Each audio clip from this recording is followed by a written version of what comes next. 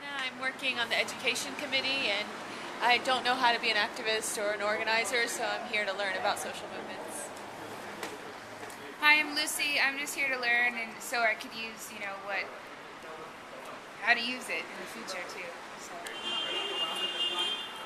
Hi, I'm Jimmy. I teach labor studies at San Jose City College, and I use this model in a leadership class. I'm just trying to see how it can apply here, and if anybody's interested in labor studies.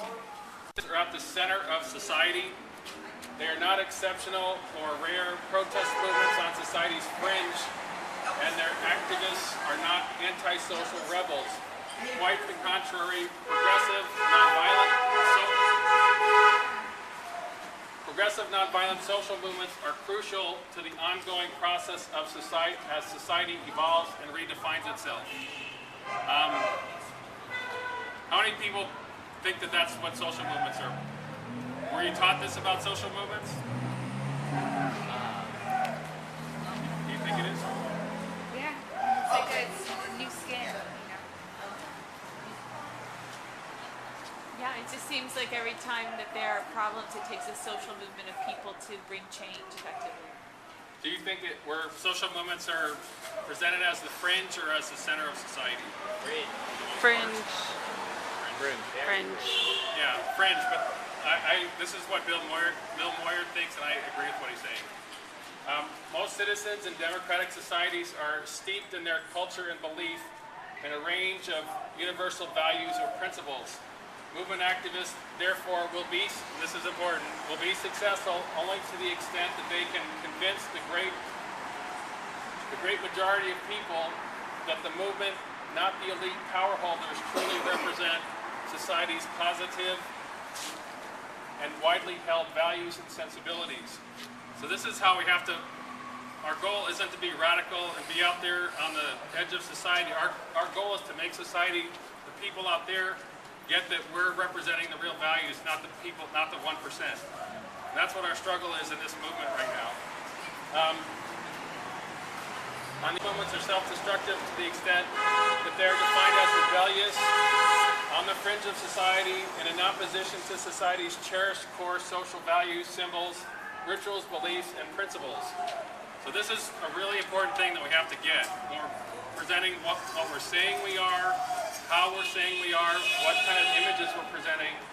And then finally, social movements are collective actions in which, this is like the definition of a social movement, collective actions in which the populace is alerted, educated, mobilized, and sometimes over years and decades to challenge the power holders and the whole society to redress social problems or grievances and restore critical social values. Social movements are powerful means for ordinary people to successfully create positive social change, particularly when the formal channels of democratic political participation are not working and obstinate powerful elites prevail. So this is what a social movement is, and we have to, that's like the basic definition. But doesn't that assume that the status quo is just sort of a given, and that the powers support the status quo, and anything that they can't change the status quo, right? Well, the people in power aren't interested in changing the status quo. Yeah, because otherwise, if they were true leaders, they would do the changing if things weren't working correctly. Yeah, to me, an important thing that this whole Occupy Wall Street has raised is an issue of 1% and 99%.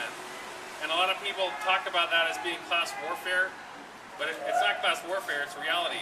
1% of the people own 40% of the wealth of our society. And what that means is a lot of people don't have wealth because they have it. And they set up, because they have the wealth, they influence our political system to maintain their wealth. And they create all these different processes to accumulate more wealth.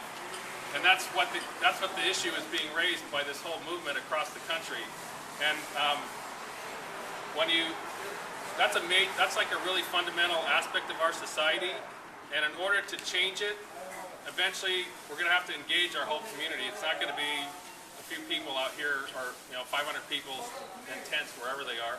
We're going to have to engage our whole community. So we have to understand this part. You don't have to engage the majority of people because it usually only takes 20 or 30% of the people to make significant change. Because so many people will be just on the sidelines, regardless. Yeah, but the purpose of the social movement is to engage people, and the nonviolent direct action is used to basically force people to make a choice. Most people are kind of sitting out there not having to make a choice. When you use direct action especially, but when you're coming out there and being in public, you're kind of forcing people to choose whether they're going to be supporting this side or that side. Like the civil rights, to me the best example was the civil rights movement in the South. Everything went along like normal for a really long time down there, Jim Crow and everything. Then the movement came up and they had their direct actions, and people sat on the lunch counters and on the buses and all the different things that they did to confront the society with what the rules were. And what happened was the white people in the South had to decide whether they wanted to be viewed as the racist people that they were being portrayed at, or that they weren't in support of these policies. Before the direct action happened, they didn't have to make the choice. They could kind of pretend that everything was okay, and those people liked everything that they were getting, and so that's what the movement is about, is kind of pushing things so that people who are sitting there not having to make a choice have to make a choice. The basic circle, or the cycle of a social movement is the things that we're supposed to do is alert, educate, inspire, and involve the general public. And so people join the more social movements, and it kind of goes around and around, and all the power is directed against the power. There's two views of power. The one that we're taught our democracy is based on is this one down here. The basic idea is that the power holders are at the top of the pyramid with all the power. The laws, myths, and norms and institutions of society basically are supporting them. And then the people are down here at the bottom of the pyramid without any power, basically. Even though they're the broadest sector of society. And power flows from top to bottom, from the power holders down. Trickle down and all that kind of stuff is what they try and get us to believe. The second model is the people power model. And this model is based on the idea that we actually are the ones that have power. The government and all the institutions that we have in our society exist because people work in them, because people put their money in the banks, because all the different ways that we cooperate with what's happening to us. And what a social movement really has to be based on, I think it was really important that we connected with the movements against the banks and people taking their money out of the banks, because once we can get people to get the point that it's our power that keeps these institutions in place, once people kind of get that in their head, there's a lot of different things that we can start examining about how we support basically our own oppression. And then we can figure out how to not do that anymore, and give people different things that they can do to participate. So from this model, the people have the power and it flows. These people are serving us because we're at the top of the pyramid. But we have to build our power, and that's what social movements are about, is teaching people how to do that. This is, I think, one of the most important parts of the MAP process. And what he talks about is that there are what he calls societal myths. Societal myths are slogans, beliefs, and values such as freedom, the free market, democracy, and private enterprise that the power holders use to justify their self-serving policies and programs. The societal secrets are the exact opposite of these publicly proclaimed societal myths. So this is a myth. The reality is that our society is just the opposite of that. It's not a democracy, really. It's the people who are up here are making the decisions for everyone else, and the decisions benefit them. They reflect the ideology that actually guides power holders as they carry out the power elite model, in which most of the political and economic power and benefits go to the elite minority, while most of the disbenefits are borne by the environment and by the majority of the people. Societal secrets are things that our job right now, as you'll see here, is to expose this. That's really the primary thing that a movement needs to do. Expose the secrets that are keeping everyone oppressed. And here's, to me, this is the best example of it. The founding fathers, for example, proclaimed the societal myth that the new nation was to be founded on the principle of democracy, but the societal secret was that democracy was only for a handful of rich white men. If you kind of understand our history and how it was set up for white men who had property. Women weren't included, slaves weren't included, Indians weren't people, so they excluded just about everyone except themselves, but they pretended that this was a democracy for everyone to get people to fight for them and to free them. I like this. They realized that the slogan, democracy for rich white men, would not go over very well with the 90% is what he says, 90% of the population that they called the outdoors people. Outdoors people. What I'd like you to do now is get into your groups of 3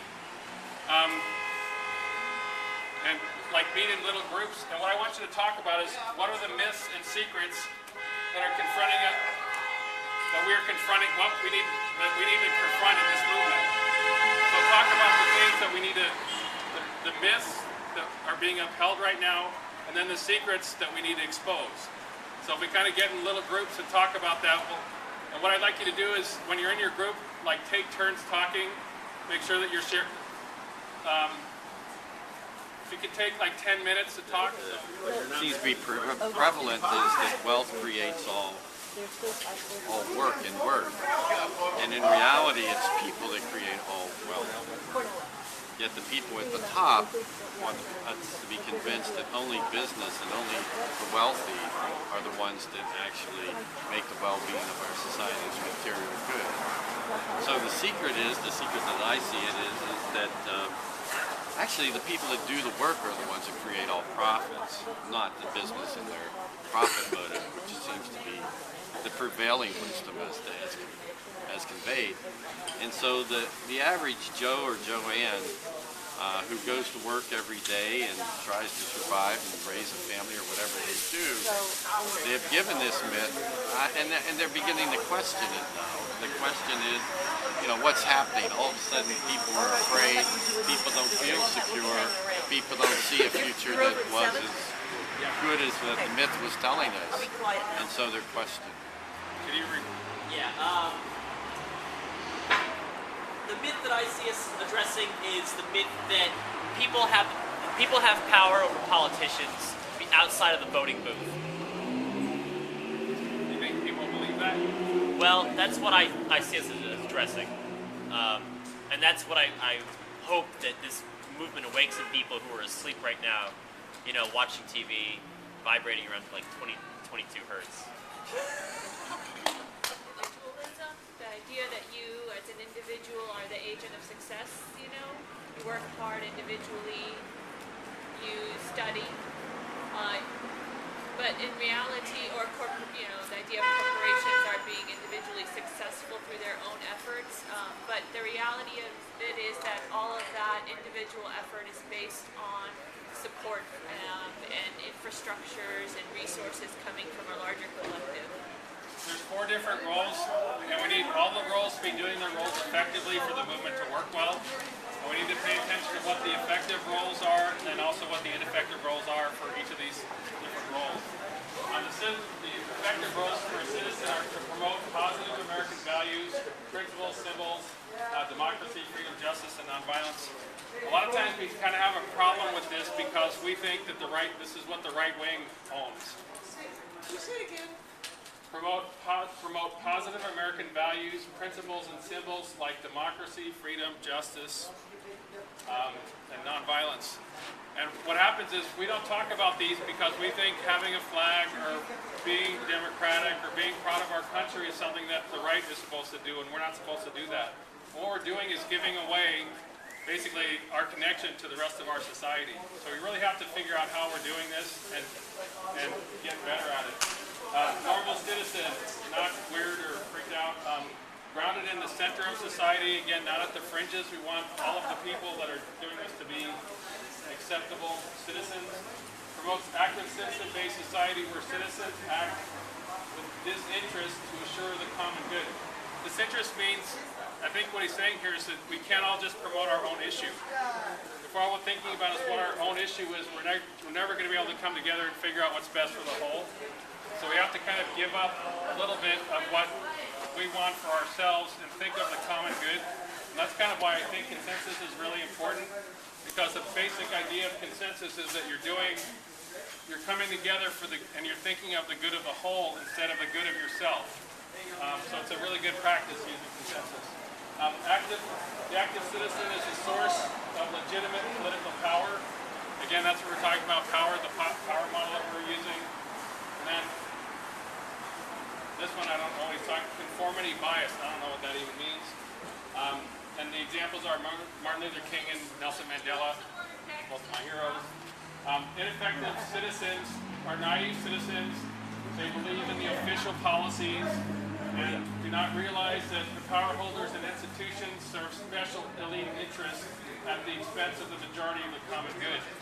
So this is what we kind of have to overcome if we're going to build a mass movement. Is this? I think this is the basis of our society. Or the opposite of that is the super patriot. They automatically obey and they say America right, or love it or leave it, or go back to wherever you go back to Russia or whatever. They obey blindly whatever is told to them. So these are the two things that we have to overcome, because I think our society is based a lot on these two ways of acting within the public citizen. Burning things, and that's the way that you're going to build a movement. So we're going to have a really important conversation about specifically this one and how we deal with things that don't fit in. Nonviolent direct action and attitude, demonstrations, rallies, and marches, including civil disobedience. We're going to have to move to that state eventually, where people are getting arrested and sacrificing to wake the public up. Target the power holders and their institutions, government and corporations. And I think the bank thing was a really cool start to what we're doing here. I think that was a very right-on thing that we're doing. And we have to keep that up. Puts issues and policies in the public spotlight and on society's agenda. Actions have strategy and tactics. You don't just burn things down because you're radical. You have to think through what you're doing and what the effect is. And you can't develop a strategy unless you understand all the stuff that we're talking about. So that's why we have to keep doing this stuff and making sure that more and more people understand this, so we can have effective strategies. Empowered, exciting, courageous, risky, center of the public attention.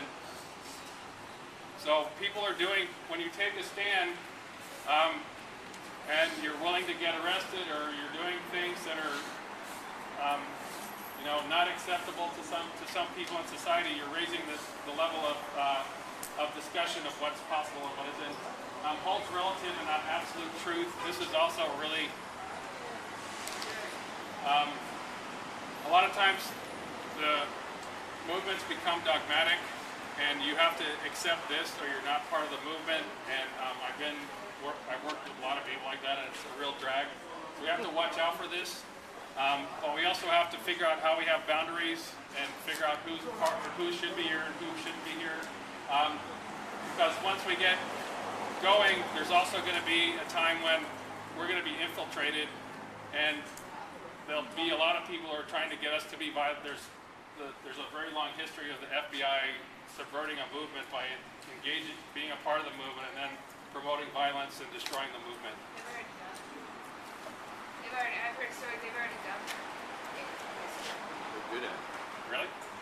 Okay. Well, yeah, it's going to keep happening because that's how they work. They don't like citizen movements. Ineffective rebels are authoritarian, anti-authoritarians. A lot of times when you say that you're anti-authoritarian, you become very dogmatic and authoritarian in the act of being anti-authoritarian. It's a very weird thing. But it happens a lot. I've seen it happen a lot. Anti-American, anti-authority, anti-organization, anti-structure, and rules. This doesn't work. You have to have a structure. You can't. Authority, maybe anti-authority. I think that's okay. We don't need authority. That's what our meetings are about, where everyone gets to speak. We're not about building authority. We're about building power. Self-identifies as militant, radical, a lonely voice on society's fringe. That isn't really what we're looking for. We're looking for the center. We want to be identified with the regular people out there, that we're them, not we're this crazy people on the side. Any means necessary, disruptive tactics and violence to property and people. This happens a lot, and we have to, once we start doing a little more interesting things, we have to figure out how we're going to deal with this. This is a really important thing because it undermines everything that you build up. When you have people that come out and break windows and burn things, and we have to really work on that. Tactics without strategy, do things without thinking about the consequences of them. Isolated from the grassroots and the grassroots and mass base. Victim behavior, angry, dogmatic, these are kind of keeping aggressive and powerless. So it's a very interesting dynamic, these kind of people. Ideological totalism holds absolute truth and moral, political superiority. Strident, arrogant, egocentric, self-needs before the movement needs. This is an important one. So I think you get the point of what we don't want to do. So a lot of the dynamics here are within a movement. There's sometimes the movement gets stuck here, where the radical people, the people out on the doing the actions, become the focus of the movement, and that isn't the movement. They're people who have the opportunity in their life as at a certain point where they can do this kind of stuff. But there's always a really interesting dynamic between the reformers. These are the people who are working in organizations that have budgets and have money and all that kind of stuff, that are back in Washington doing lobbying and all that kind of stuff. There's like always a really interesting dynamic between the reformers and the rebels, and how you kind of how you maintain a balance is really important. Effective reformers use official mainstream systems and institutions and courts, legislature, city hall, corporations to get the movement's goals, values, alternatives adopted into official laws, policies, and conventional wisdom. A lot of times what you have to do, part of the purpose of the movement is to show that these don't work. And when they don't work, then we have to be ready with what the alternative is, and we have to be willing to fight to get what the alternative is. But first you have to show that if they don't work. Use a variety of means: lobbying, lawsuits, referenda, rallies, candidates, etc. So that's using the system, and using the system basically to get as much out of the system as we can. Professional opposition organizations, POOs, are the key movement agencies. Watchdogs, especially watchdog groups, are important. That once you've achieved a certain victory, to make sure that you don't lose it. Ensure enforcement, expand successes, and protect against backlash. POOs nurture and support the grassroots. So this is a good, on the good side. On the bad side is professional opposition organizations. Professional opposition organizations, on the ineffective side, are dominator or patriarchal model. So they're very hierarchical. They're not promoting democracy like we're doing here. They have a very different view of what they're doing. Organizational maintenance over the movement's needs. They value keeping their money and not do. Part of the dynamic a lot of times is that these groups don't want to be associated with rebels doing the radical stuff. So there's always that dynamic and the tension within the movement. Dominator style undermines the movement, democracy, and disempowers the grassroots. They have realistic politics. They promote minor reforms rather than social change. A lot of times where a movement gets co-opted is with these people back in Washington or wherever they are. They say that they're speaking for the movement, and they settle making demands before we have a popular base. Wouldn't make any sense if we're going to there telling them that we want them to do anything except specifically with this. You can't make demands if you don't have any power. It's kind of co-optation. Everyone get what that is? It's when the government pretends that they're doing something to help you, but they're actually giving you a lot less than you're asking for, and then they're basically telling you that you should be happy with what you got. And a lot of times this happens because the people back in Washington want to show that they've had a victory, so they accept a lot less than the movement wants. So there has to be a lot of interaction between the movement and the professionals. And if we ever get to the point where we have professionals, we have to figure out how to make that happen. We don't really have to worry about this right now because we have no professionals. But this is a dynamic that we might have to face. The last one is change agent. I think this is an important one for everybody. Change agent, the effective side, they organize people power and the engaged citizenry, creating participatory democracy for the common good. And I think one of the most important things that we're doing now here at Occupy San Jose is that we're learning how to do this. And I've been a part of, it's hard. And it takes time to learn how to do this, but this is really important because we have to figure out how to have a democracy again because we haven't had one for so long. So the work that we're doing here to figure this out is establishing the groundwork, and then when the movement, we're going to be ready when we have a lot more people because we practice it here and we've learned how to do it in the beginning with fewer people. So this is really an important task that we're having right here at Occupy San Jose.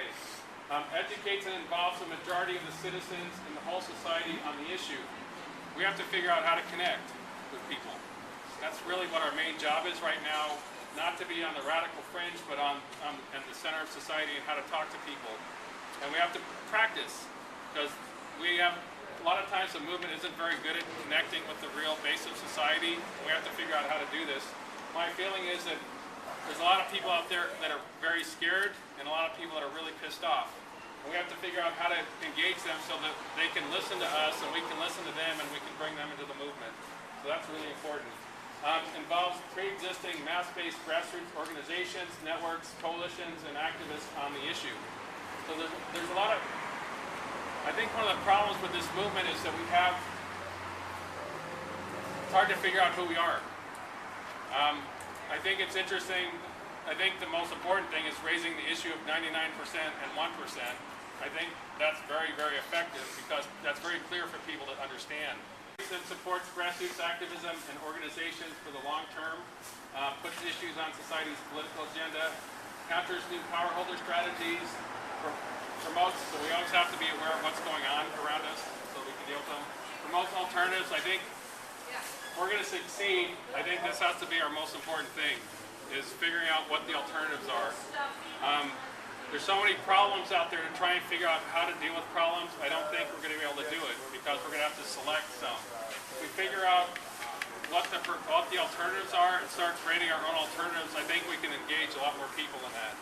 So I think this is going to be a really important key to what we're doing. And that promotes a paradigm shift. A paradigm is like a mindset, a way of thinking about things. A paradigm shift is a lot different than a change in political, I don't know how to describe this. Can anyone help me describe? It's like the prevailing wisdom, and that there's a shift from what was the prevailing wisdom to a new way of thinking. Yeah, a new way of thinking, yeah. Ineffective change agents, too utopian, so they think they want to make all this dramatic change, promotes visions of perfectionist alternatives, and isolation from political, practical, and social action, promotes only minor reforms. So these are like the opposite. Either you're trying to get the most thing that you can get, or just little tiny things, and thinking that that's what the movement is. Movement leadership and organizations based on patriarchy.